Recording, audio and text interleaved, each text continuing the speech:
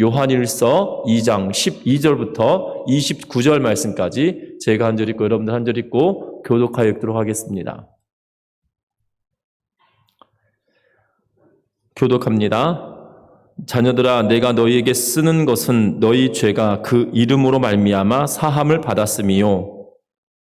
아비들아, 내가 너희에게 쓰는 것은 너희가 최초부터 계신 이를 알았으며, 청년들아, 내가 너희에게 쓰는 것은 너희가 악한 자를 이기었음이라. 아이들아, 내가 너희에게 쓴 것은 너희가 아버지를 알았으며, 아비들아, 내가 너희에게 쓴 것은 너희가 태초부터 계신 이를 알았으며, 청년들아, 내가 너희에게 쓴 것은 너희가 강하고 하나님의 말씀이 너희 안에 거하시며 너희가 흉악한 자를 이기었음이라. 이 세상이나 세상에 있는 것들을 사랑하지 말라. 누구든지 세상을 사랑하면 아버지의 사랑이 그 안에 있지 아니하니, 있는 세상에 있는 모든 것이 육신의 정욕과 안목의 정욕과 이생의 자랑이요 다 아버지께로부터 온 것이 아니요 세상으로부터 온 것이라. 이 세상도 그 정욕도 지나가되 오직 하나님의 뜻을 행하는 자는 영원히 거하느니라. 아이들아, 지금은 마지막 때라. 적그리스도가 오리라는 말을 너희가 들은 것과 같이 지금도 많은 적그리스도가 일어났나니, 그러므로 우리가 마지막 때인 줄 아노라. 그들을 우리에게서 나갔으나 우리에게 속하지 아니하였나니, 만일 우리에게 속하였더라면 우리와 함께 거하였으려니와 그들이 나간 것은 다 우리에게 속하지 아니함을 나타내려 함이니라. 너희는 거룩하신 자에게서 기름 부음을 받고 모든 것을 아느니라. 내가 너희에게 쓰는 것은 너희가 진리를 알지 못하기 때문이 아니라 알기 때문이요 또 모든 거짓은 진리에서 나지 않기 때문이라. 거짓말하는 자가 누구냐? 예수께서 그리스도이심을 부인하는 자가 아니냐? 아버지와 아들을 부인하는 그가 적그리스도니, 아들을 부인하는 자에게는 또한 아버지가 없으되 아들을 시인하는 자에게는 아버지도 있느니라. 너희는 처음부터 들은 것을 너희 안에 거하게 하라. 처음부터 들은 것이 너희 안에 거하면 너희가 아들과 아버지 안에 거하리라.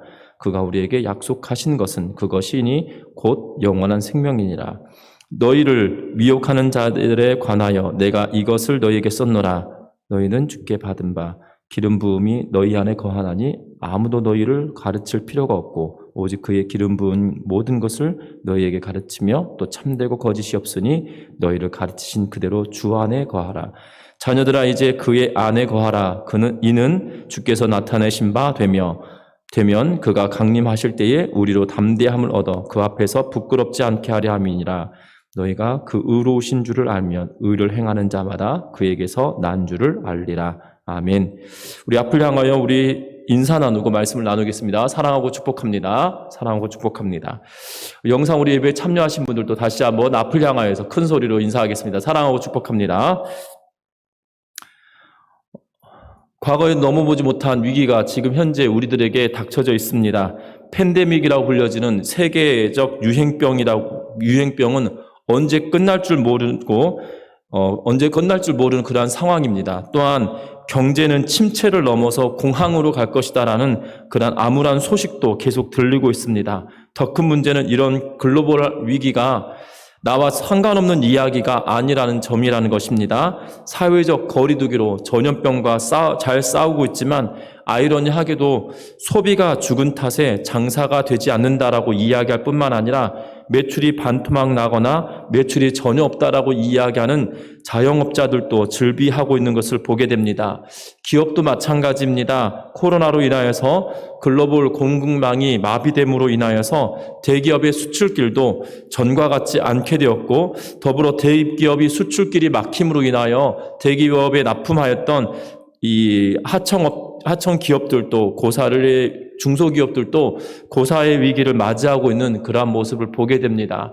기업이 무너지면 직장이 사라지는 것은 불보듯이 뻔한 이야기가 계속적으로 반복적으로 방송을 통하여 나오고 있는 그러한 모습들을 들을 때마다 참 위기구나라는 생각이 들어집니다.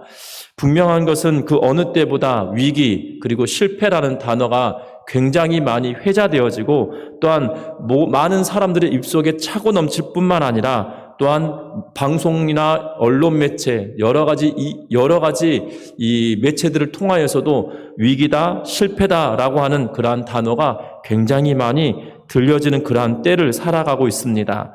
분명한 것은 사람마다 성향이 다르고 맥락이 다 같을 수는 없지만 위기를 기회로 삼는다, 실패를 성공으로 바꿀 수 있다라는 격언들을 따라서 힘내고 있는 분들도 계실 텐데요. 분명한 것은 우리가 위기를 기회로 삼을 수 있는지, 또한 실패를 성공으로 바꿀 수 있는지 우리가 다시 한번 따져보아야 될 때가 아닌가 싶은 생각이 들어집니다.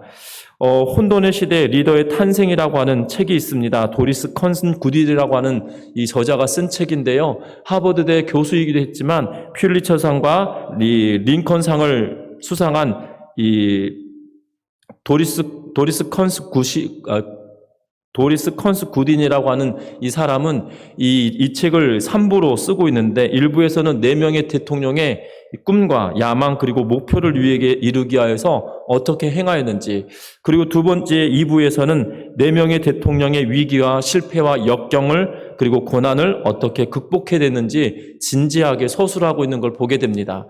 3부에서는 대통령 재임 시절에 역사적인 사건이 있었는데 이러할 때 어떠한 리더십으로 이 사건들을 잘 해결했는지 잘 소개하고 있는데, 특별히 여기서 등장하는 4명의 대통령은 링컨, 시도어 루즈벨트, 그리고 프랭클린 루즈벨트,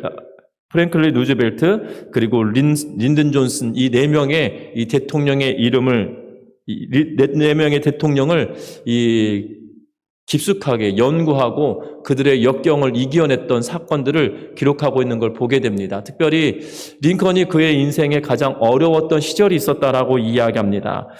2부에서 뭐라고 이야기하냐면 그가 정치 생명을 걸어서 추진한 일리노이주에서 공공사업이 갑작스러운 불황과 완전히 망해버리는 최악의 상황에 직면합니다. 더불어 이 결혼 직전까지 갔던 연인과 헤어지게 되어지고 파혼까지 하게 되어집니다. 자신의 꿈과 사망은 동시에 무너졌던 그가 심한 우울증에까지 걸렸다라고 이야기합니다. 그는 이렇게 말했습니다. 나는 숨이 붙어 있는 가장 불행한 사람입니다. 지금 내 마음이 모든 인간 가족에게 균등하게 분배된다면 이 땅에서 유쾌한 표정을 지을 사람은 한 명도 없을 것입니다. 내가 앞으로 지금보다 더 나아질 수 있을지 모르겠습니다. 영원히 낫지 못할 거라는 불길한 예감마저 듭니다. 하지만 지금처럼 계속 사는 건 불가능합니다. 죽지 않으면 낫겠지요 라고 글을 남겼다라고 합니다. 분명한 것은 링컨의 친구는 혹여나 링컨이 자살할까 봐 걱정되어서 링컨의 방에 칼이나 면도칼 심지어 가비까지도 없앴다라고 이야기합니다. 미국에서 가장 위대한 대통령으로 여겨지는, 그리고 미국인들이 가장 사랑하는 이 대통령 링컨이 자살 생각까지 이 자살을 할 것 같다라고 여겨지는 주변 사람들의 염려를 끼칠 만큼 그런 절체절명의 위기를 그가 맞이했었다는 것이지요. 그리고 그는 정계 은퇴를 합니다. 그리고 그리고 나서 자기 자신을 0에서부터 다시 일으켜 세우고 있는 그러한 모습을 보게 됩니다. 그리고 마치 5년 동안 미친 듯이 자기 개발을 수행합니다. 독서를 하고 공부를 하고 경험하기를 쉬지 않는 그러한 모습을 그에게 나타나고 있는 걸 보게 됩니다. 놀라운 것은 그의 나이가 40에 가까운 나이였지만 온 집중을 다하여 학습하였고 다시 시작한 변호사 일도 예전보다 더 열정적으로 했을 뿐만 아니라 자살 직전까지 갔던 링컨은 자신의 온 열정을 다하여서 자기 개발을 통하여 우울증을 극복할 수 있었고 변호사로서도 성공했을 뿐만 아니라 떠났던 정계에 다시 복귀하여서 결국 대통령까지 되었다라고 이야기할 뿐만 아니라 지속적인 그가 자기 개발의 습관은 대통령이 되고 난 이후에도 계속적으로 지속되어져서 결국 노예제도를 폐지하는 역사적인 과업을 이루게 되었다라고 그 책에서는 소개하고 있는 것을 보게 됩니다. 이 위기를 또한 실패를 기회로 삼고 또한 성공으로 다시 뒤바꾸었던 위대한 대통령의 이야기가 그 책에 실려져 있는데요. 현대를 살아가는 우리들도 마찬가지입니다. 지금 너무나도 어려운 시대를 살아가고 있고 가보지 않았던 길을 걸어가고 있습니다. 교회도 마찬가지고 학생들도 마찬가지고 교육계도 마찬가지고 여러 각 분야에서 걸어가지 않았던 길들을 걸어가고 있는 그러한 실정입니다. 분명한 것은 이렇게 위기처럼 여겨지는 이 순간에 교회 공동체는 어떻게 살아가야 될 것인지, 또한 믿음의 성도들은 어떠한 길을 걸어가야 될 것인지, 그리고 이 위기의 시대를, 실패라고 여겨지는 이 시대를 어떻게 극복하며 나아갈 것인지 오늘 말씀을 통하여 다시 한번 살펴보고 회복과 기회로 삼아가는 그러한 시간이 되기를 주의 이름으로 부탁드립니다. 그러면 먼저 우리가 읽어야 될 말씀이 있는데요. 12절 말씀, 14절 말씀 같이 한번 읽어봅니다. 12절과 14절입니다. 자녀들아, 내가 너희에게 쓰는 것은 너희 죄가 그의 이름으로 말미암아 사함을 받았음이요. 아이들아, 내가 너희에게 쓴 것은 너희가 아버지를 알았으며, 아비들아, 내가 너희에게 쓴 것은 너희가 태초부터 계신 이를 알았으며, 청년들아, 내가 너희에게 쓴 것은 너희가 강하고 하나님의 말씀이 너희 안에 거하시며 너희가 흉악한 자를 이기었음이라. 아멘. 오늘 이 말씀에 보면 자녀들아, 내가 너희에게 쓰는 것은 너희의 죄가 그의 이름으로 말미암아 무엇하였다라고 이야기합니까? 사함 받았다라고 성경은 이야기합니다. 너희의 죄가 예수 그리스도의 이름으로 말미암아 사함을 받았다라고 이야기합니다. 분명한 것은 우리가 위기와 또한 실패라고 여겨진 이 시대에, 또한 우리의 믿음의 생활하는 가운데 우리가 가장 갖추어야 될 것이 있다라면 바로 12절 말씀에 우리의 죄가 예수 그리스도의 이름으로 말미암아 사함을 받았다고 하는 그 확신으로부터 시작되어야 된다는 사실입니다. 14절에서도 동일하게 말했습니다. 아이들아, 내가 너희에게 쓴 것은 너희가 아버지를 알았음이요 라고 성경에 기록합니다. 분명한 것은 우리의 정체성이 흔들림이 없어야, 우리의 신앙의 정체성이 흔들림이 없어야 우리가 바른 믿음의 삶을 살아가게 된다는 사실입니다. 분명한 것은 하나님께서 원하시고 하나님께서 기뻐하시는, 아니 이 위기를 새로운 기회로 삼고 또한 실패라고 여겨지고 새롭게 걸어가고, 아니 처음 걸어가는 이 길을 걸어갈 때 우리가 확고하게 승리할 수 있는 방법이 있다라면 가장 먼저 기억할 것은 우리의 정체성이란 사실입니다. 우리의 정체성은 무엇입니까? 예수 그리스도의 이름으로 죄 사함을 받은 자들입니다. 특별히 1장 9절 말씀에 보면 성경은 이렇게 기록하여 있습니다. 요한일서 1장 9절에 만일 우리가 우리 죄를 자백하면 그는 미쁘시고 의로우사 우리 죄를 사하시며 우리를 모든 불의에서 깨끗하게 하실 것이요 라고 성경은 기록하고 있는데요. 중요한 사실은 예수 그리스도께 우리의 죄를 자백한다라는 표현 때문에, 자백 때문에 우리가 죄 용서 받았다라는 것도 말하고 있지만, 중요한 것은 죄 용서는 인간의 고백 이전에 하나님의 구원의 은혜로 말미암아 십자가의 사랑으로 말미암아 먼저 우리에게 주신 바 되었으며, 우리의 죄를 고백하고 나아갈 때 우리에게 성취되어진다는 사실을 기억하며 나아가는 모든 성도님들 되기를 주의 이름으로 부탁합니다. 하나님의 자녀들은 하나님의 구원하시는 사랑에 의하여서 죄 용서받은 사람들이라는 사실입니다. 한편 이 아이들이라고 표현하고 있는데요. 12절의 자녀들아, 또한 14절의 아이들아라고 이야기하고 있는데, 이 아이들이라고 표현하고 있는 이유가 무엇일까요? 그것은 아버지를 알았다라는 표현을 쓰고 있기 때문인데요.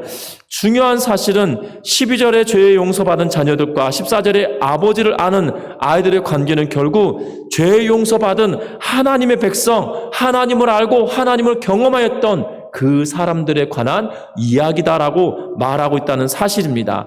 중요한 것은 아비들의 특징이 무엇입니까? 아비들의 특징 14절에 보니까 내가 너희에게 쓴 것은 너희가 태초부터 계신 이를 알았음이요 라고 기록하고 있습니다. 아비들에게 뭐라고 말합니까? 태초부터 계신 이가 누구일까요? 태초부터 계신 이가 누구일까요?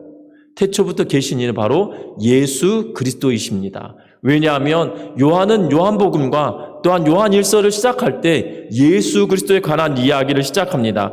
요한일서 1장 1절에 뭐라고 기록했습니까? 요한복음 1장 1절에 태초에 말씀이 계시니라, 이 말씀이 하나님과 함께 계셨으니 이 말씀이 곧 하나님이시다라고 이야기하고 있을 뿐만 아니라 요한일서 1장 1절에서도 동일하게 태초부터 있는 생명의 말씀에 관하여는 우리가 들은 바요, 눈으로 본 바요, 자세히 보고 우리의 손으로 만진 바다라고 이야기하면서 예수 그리스도가 태초부터 있으시니 라고 이야기하고 있다는 사실입니다.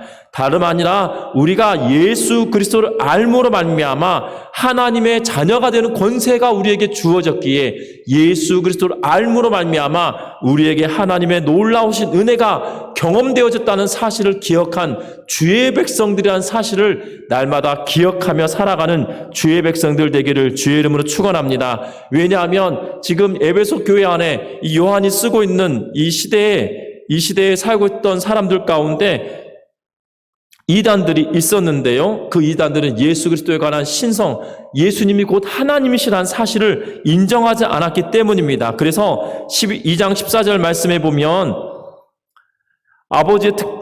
아이들의 특징이 무엇입니까? 아버지를 알았다라고 이야기하고 있는 이유가 바로 예수 그리스도의 신성에 관한 이야기를 말하고 있기 때문이라는 사실입니다.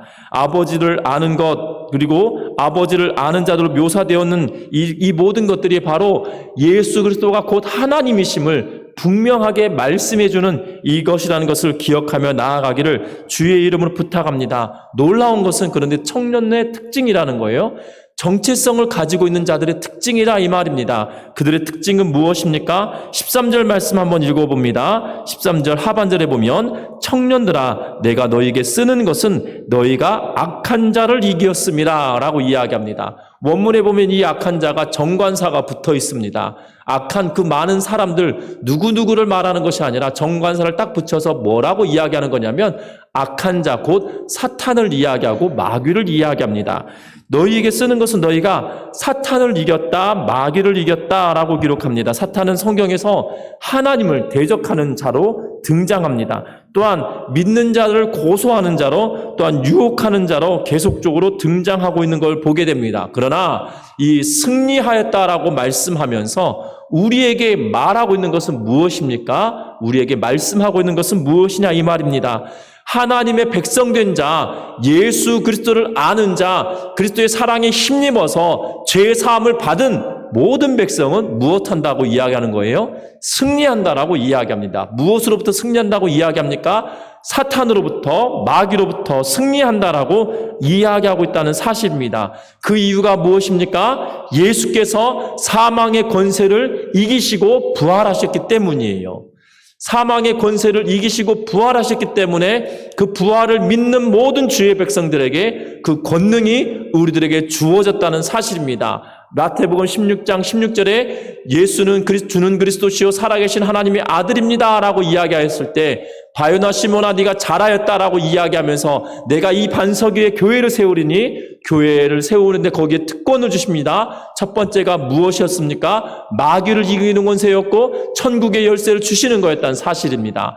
분명한 것은 신앙의 고백 위에 살아가는 주의 백성들에게 악한 영의 권세를 이기는 승리하는 은혜를 주셨다는 사실을 기억하면서 끝까지 믿음으로 나아가는 주의 백성들 되기를 주의 이름으로 축원합니다. 그런데 놀라운 것은 오늘 이 본문 말씀에 보면 그리스도인의 정체성에 대하여 밝혔다라면 정말 그리스도인으로서 삶을 살아가는 사람들은 어떻게 살아가느냐에 대해서도 또한 이야기합니다. 우리 16절 말씀 보시면 성경에 이렇게 기록하고 있습니다. 16절 말씀입니다. 이 세상에 있는 모든 것이 육신의 정욕과 안목의 정욕과 이생의 자랑이니 다 아버지께로부터 온 것이 아니요 세상으로부터 온 것이다 라고 이야기합니다. 육신의 정욕, 안목의 정욕, 이생의 자랑이다라고 이야기하고 있는 것을 조심하라고 16절에 말하는데요. 육신의 정욕은 단순히 육체로 말미암은 욕심을 말하고 있는 것이 아니라 하나님을 떠나서 하나님을 대적하는 사람의 모든 죄악된 욕심을 말하고 있습니다. 결국 하나님을 떠나서 하나님을 대적하는 그러한 사람들이 가지고 있는 죄악된 욕심을 이야기한다는 것입니다. 안목의 정욕은 무엇입니까? 1차적으로는 우리의 눈으로 범죄하는 것일 수도 있습니다. 그러나 그 근저에 가장 바닥에 깔려있는 눈으로 하는 범죄의 동기를 강조하고 있음을 성경은 이야기하고 있다는 것을 기억하시기 바랍니다. 이것은 잘못된 생각이나 욕심을 뜻하고 있을 뿐만 아니라 눈과 관련된 죄악과 가치관까지도 말하고 있다는 사실들을 기억하시기 바랍니다. 이 세계의 자랑은 무엇입니까? 허영심에 관한 것을 일컫는 것도 말하고 있지만 죄로부터 시작된, 죄악으로부터 시작된 자랑거리들을 일컫는 말이기도 합니다. 이와 같은 모든 것들은 악한 영의 지배를 받는 것이다라고 이야기하는데, 세상에 있는 모든 것은 하나님을 대적한다라고 이야기하면서 다 어디로부터 온 것이 아니라고 말합니까? 16절에 아버지께로 온 것이 아니라 세상으로부터 온 것이다라고 이야기하면서 이것은 하나님을 대적하는 것이다라고 우리에게 말하고 있는 것을 보게 됩니다. 결국 우리가 이 땅에 육신의 정욕과 안목의 정욕과 이생의 자랑을 벗어난 삶을 살아가는 것이 믿는 자, 정체성을 가진 자, 하나님의 뜻대로 살아가는 사람들이 그렇게 살아야 함을 우리들에게 보여주고 있다는 사실입니다. 분명한 것은 이 땅의 것을 사랑하고 있는 것이 아니라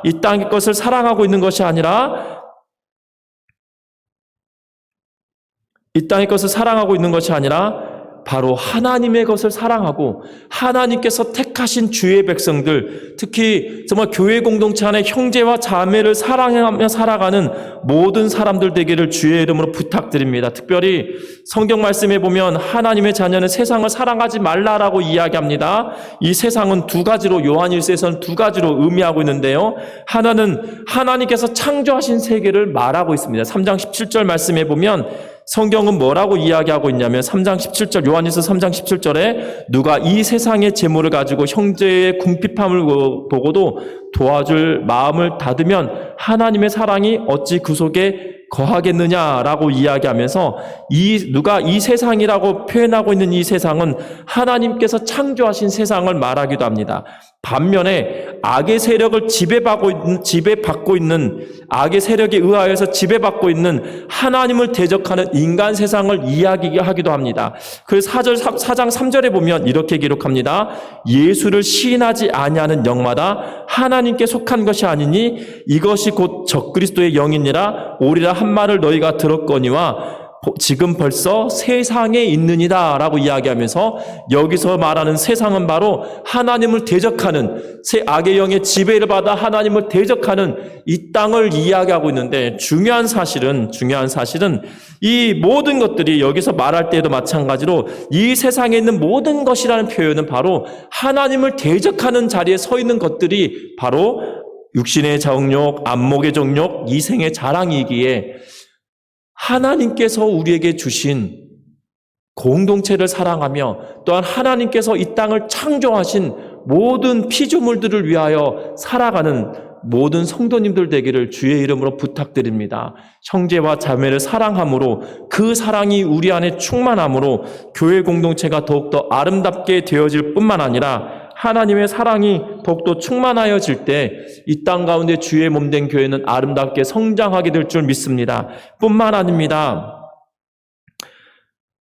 오늘 성경의 말씀에 보면 적그리스도의 정체에 대하여 명확하게 이야기하고 있는 것을 보게 되어집니다. 18절 말씀 같이 읽어봅니다.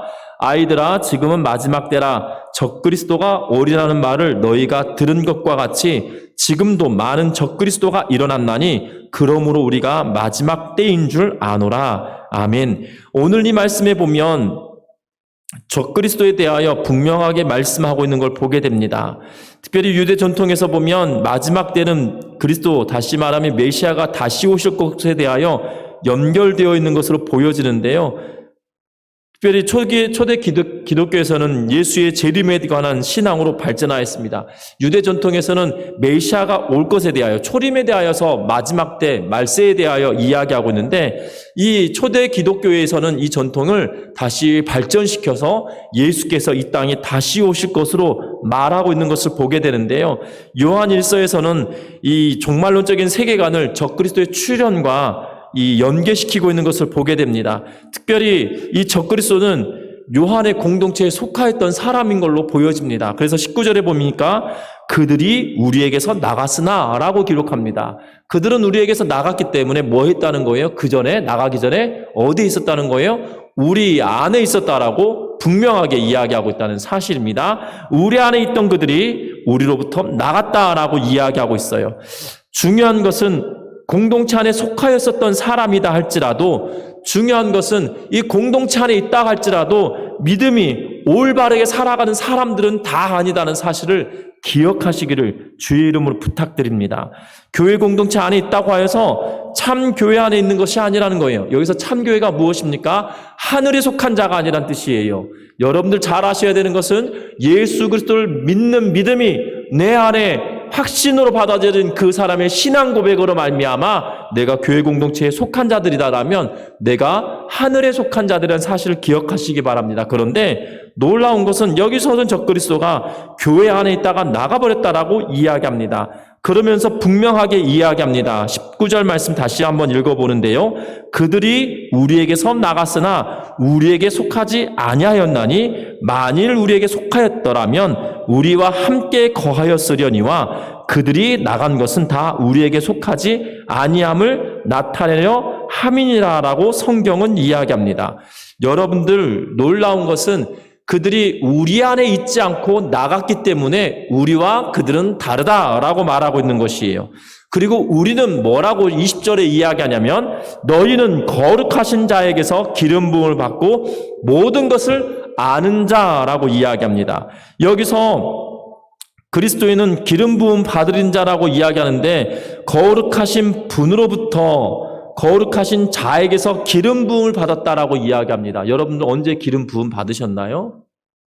기름 부음을 언제 받으셨나요? 여기서 거룩하신 자에게서 기름 부음을 받고라는 표현은 무슨 표현이냐면 거룩하신 분 예수 그리스도 또는 하나님으로부터 성령을 받은 자를 의미하고 있어요.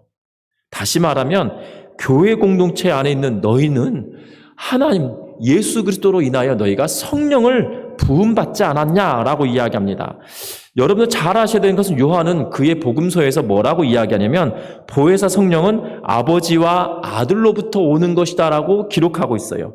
요한복음 14장 18절 말씀에 보면 이렇게 기록합니다. 요한복음 14장 18절 보면 내가 너희를 고아와 같이 버려두지 아니하고 너희에게 오리라라고 이야기합니다. 여기서 너희에게 오리라라고 이야기할 때 예수 그리스도께서 승천하셔야 오는데 그것이 보혜사로 오신다라고 이야기하면서 26절에 14장 26절에 보혜사 곧 아버지께서 내 이름으로 보내실 성령 그가 너희에게 모든 것을 가르치고 내가 너희에게 말한 모든 것을 생각나게 하시리라 라고 이야기하고 있는 것을 보게 됩니다. 그리고 15장 26절에도 동일하게 말합니다. 내가 아버지께로부터 너희에게 보낼 보혜사 곧 아버지께로부터 나오시는 진리의 성령이 오실 때에 그가 나를 증언하실 것이요 라고 이야기하면서 예수 그리스도를 통하여 아버지 하나님 성부 하나님께서 보내시는 성령은 어떠한 일을 하고 있다라고 말합니까? 모든 것을 가르치시고 내가 너희에게 말한 것을 기억나게 하시는 영이다라고 이야기하면서 너희가 성령을 받았기에 무엇을 한다고 이야기합니까? 모든 것을 안다라고 이야기합니다. 그 모든 것이 무엇일까요? 여기서 말하는 것은 내가 너희에게 모든 것을 가르쳤고 내가 가르친 모든 것을 너희에게 기억나게 하겠다라고 생각나게 하겠다라고 말합니다. 그것은 무엇이었습니까? 하나님께서 우리를 사랑하시사 그 독생하신 예수 그리스도를 이 땅에 보내시고 그로 말미암아 예수 그리스도를 믿음으로 말미암아 하나님의 백성 되게 하겠다고 하셨던 그 하나님의 마음과 뜻과 생각을 우리로 하여금 깨닫게 만드셨다라고 우리에게 이야기하고 있어요. 그러면 그것을 깨닫게 했다라면 바로 예수 그리스도가 누구신지에 대해서도 명확하게 안다라고 이야기하는 겁니다. 그 예수 그리스도에 대해서 명확하게 하는 것인데 예수 그리스도에 대해서 명확하게 하는 것은 무엇입니까? 바로 예수 그리스도를 시인하는 자, 하나님이시며 사람이신 그분을 시인하는 자다라고 우리에게 이야기합니다. 그래서 뭐라고 이야기합니까? 22절과 23절 말씀에 보면 거짓말한 자가 누구냐? 예수께서 그리스도이심을 부인하는 자가 아니냐? 아버지와 아들을 부인하는 그가 적그리스도니 아버지를 부인하는 자에게는 또한 아버지가 없으되 아들을 시인하는 자에게는 아버지도 있느니라 라고 이야기하면서 하나님의 영이 우리의 안에 있기에 바로 그 예수 그리스도를 온전하게 시인하는 그 사람으로 말미암아 하나님이 우리 안에 있다라고 이야기하시면서 우리에게 그 하나님의 사랑을 깨닫게 만드는 놀라우신 은혜가 있었다라고 말합니다. 그러면 우리는 알 것이 있어요. 그러면 우리는 하나님께 속한 자들이라는 정체성이 있다라면, 하나님께서 우리에게 지혜와 지식을 주셔서 하나님의 마음과 생각을 우리가 깨닫고 우리가 그 하나님의 뜻대로 살아간다라면 우리는 우리의 싸워야 될 것이 분명히 무엇인지 알 수 있다는 거죠. 요한은 여기서 싸워야 될 대상이 누구다라고 말합니까? 적 그리스도다라고 이야기하고, 우리가 앞에서도 이야기했던 것처럼 승리하는 것은 무엇으로부터 승리한다고 말했습니까? 마귀에 대하여 승리하고 사단으로부터 승리하는 것이다라고 말씀을 드렸습니다. 결국 우리는 혈과 육을 상대하는 그 싸움이 아니라 세상을 주관하는 악한 영과의 권세와 싸워 승리하는 사람들이 되어야 된다라고 우리에게 말합니다. 결국 위기의 때 이 어려운 실패라고 불려진 이 정말 황당한 이 시대를 살아가고 있는 우리에게 필요한 것은 바로 성령이 우리 안에 계시기에 하나님에 대한 분명한 지식을 가지고 우리의 적이 누구인지 분명하게 알고 싸워 승리하는 삶을 살아가야 된다라고 우리에게 말씀하고 계시다는 것을 주목하는 우리 모든 성도님들 되기를 주의 이름으로 부탁합니다. 특별히 요한복음 14장 26절 말씀에 아까 보았던 말씀이 무엇입니까? 14장 26절에 보혜사 곧 아버지께서 내 이름을 보내실 성령 그가 너희에게 모든 것을 가르치시고 내가 너희에게 말한 모든 것을 생각나게 하시리라고 말씀하셨는데, 그리스도께서 가르치셨던 것이 생각남으로 말미암아 우리도 그 은혜를 힘입어서 말씀을 깨닫고 승리하는 삶을 살아가는 우리 모두가 되기를 주의 이름으로 축원합니다. 뿐만 아닙니다. 24절 말씀에 보면 이렇게 기록합니다. 너희는 처음부터 들은 것을 너희 안에 거하게 하라. 처음부터 들은 것이 너희 안에 거하면 너희가 아버지와 아들과 아버지 안에 거하리라 라고 성경은 이야기합니다.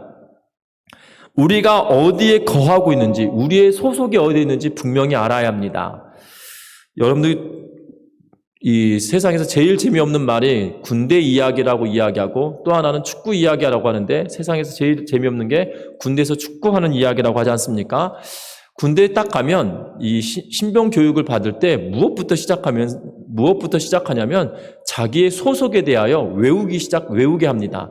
너는 몇 대대, 몇 중대, 몇 소대, 몇 번 이렇게 이야기하면서, 훈련병 같은 경우는 몇 중대, 몇 소대 훈련 몇 번 훈련병 이렇게 관등 성명을 대게 하거든요. 그러면서 훈련을 시작하게 됩니다. 내 소속이 어디인지 분명히 알아야 된다는 거예요. 내 소속을 알지 못하면 아군과 적군을 식별하기도 어려울 뿐만 아니라, 또한 부대 안에서 이 부대 안에 이루어지는 모든 일들 가운데 본인이 해야 될 일들에 대해서 명확하게 인지할 수 없기 때문이라는 사실입니다. 군대에서 또한 훈련병이 끝나고 자대에 가서도 마찬가지입니다.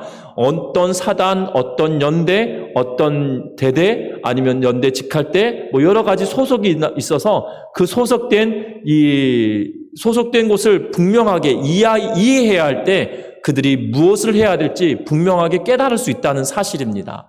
분명한 것은 우리들도 마찬가지입니다. 이 땅의 삶을 살아갈 때 우리는 중세시대를 지내면서 십자군 전쟁이라고 하는 이야기를 많이 들었을 텐데요. 중요한 것은 우리는 십자군의 군사가 아닙니다. 바로 십자가의 군사입니다. 바로 예수 그리스도께 속한 자들이어서 혈과 육에 관한 싸움을 하는 것이 아니라 예수 그리스도의 이름에 힘입어서 악한 영의 권세들과 싸워 승리해야 될 그리스도의 십자가에 소속된 군사라는 사실을 기억하면서 우리의 소속을 명확하게 해야 되는데, 그게 뭐라고 24절에 이야기하였습니까?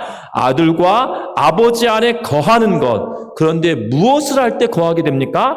처음부터 들은 것을 너희 안에 거하게 하라. 처음부터 들은 것을 너희 안에 거하게 하라. 처음부터 들은 것을 너희 안에 거하면 이라고 이야기하면서 너희가 들었던